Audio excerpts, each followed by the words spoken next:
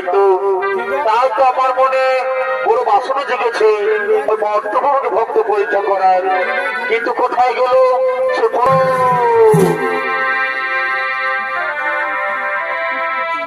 এই জয় রাধে রাধা কৃষ্ণ কৃষ্ণ গোবিন্দ গোবিন্দ বলদে,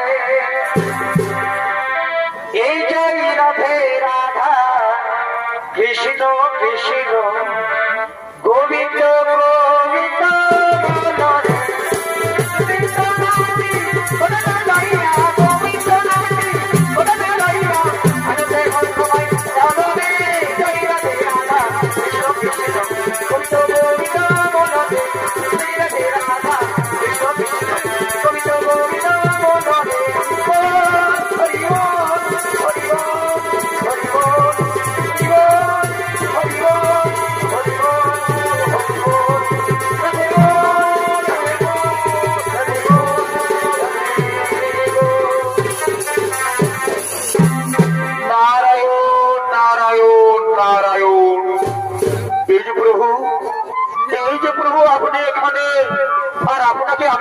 সারা বৈকুণ্ঠ ধাম খুঁজে পেয়েছিলাম প্রভু।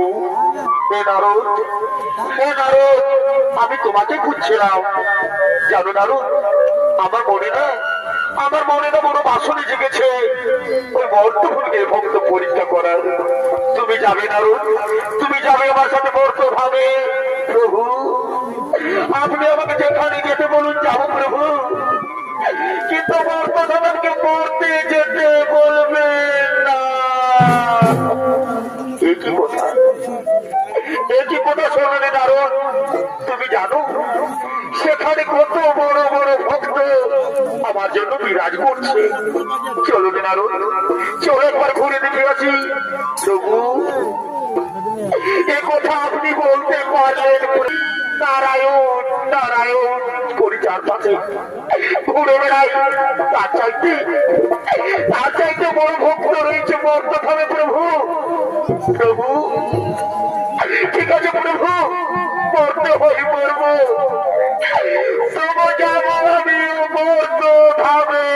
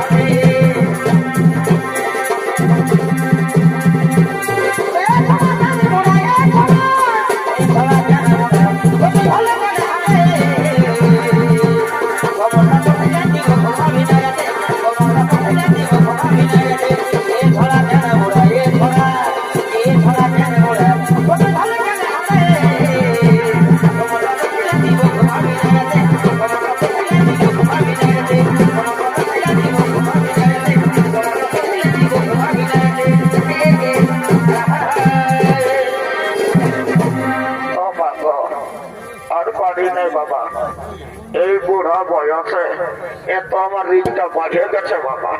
আজ মধুবনের 6 মাসটা থেকে কোথায় সকাল পর্যন্ত পুরা দিলি আরে চৌনার দেখে বাবা গাটা এত আর মেদ আছে, আমার একটা ঘর গাই আছে, সেই টাকাটুকু বহাল দিকে যাই করবো, তার কোনো আর উপায় আছে নাই। তোমরা ঘুম লাগছে বাবা, তো কি করবো? তারা দেখি তোর জন্য কোনো যদি খুঁজি তোয়াল ব্যবস্থা করতে পারে। আজ মুখ খুলিতে লাগবো বাবা, কিছু মনে করি না। ঠিক আছে, তারা দেখি ব্যবস্থা করতে পারি। এই যে পাইয়াছি বাবা, কি করবে? রিজিকে সামলাতে লাগে, চৌনাচটা দেখে দিয়েছি, আর কি করবে বল? তো এত মেদ আছে গাটা, আর পাচ্ছি না। বুড়ানদের বয়সে অত ভালো নয়, তো কি করবে? এখানে এরকম জীবন বয়স আমি কেমন ছিল, আর কি আর বলে দেবো রে বাবা। লেখা আর কি করবে? তুই এইটুকু কষ্ট কর, আমার রিজটাকে একটু সামলাতে দে। লেখা দেখি আমি যদি কোনো ক্ষতি মরকায় করতে পারি তো দেখি কি করবি। গাঁয়ের চৌনাচ দেখে ফেলেছি, এই বছর দিনে সে মরার বছর আর করে আসবে বাবা।